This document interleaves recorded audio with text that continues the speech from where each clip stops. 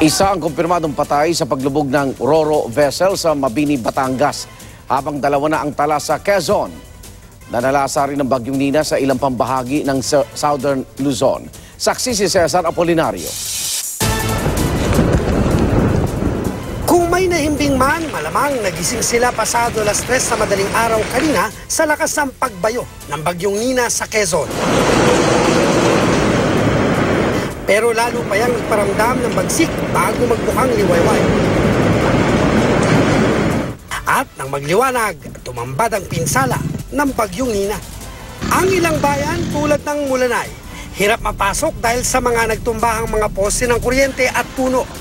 Dito nasawi ang 43 taong gulang na si Gregorio Rohel na nabagsakan ng puno ng nyog nang abutan ng bagyo sa bukid. Isa siya sa dalawang napatay ng bagyo sa Quezon. Ang nabutan ko po ay naipit po ng katawan niyo. Matindi rin ang pinsala sa bayan ng San Narciso.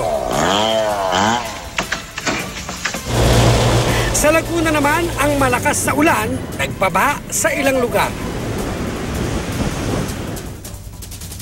Meron ding sinalanta ng landslide. Sa Oriental Mindoro, natuklap ng hangin ang ilang bubong. May nagtumbahang mga puno at poste.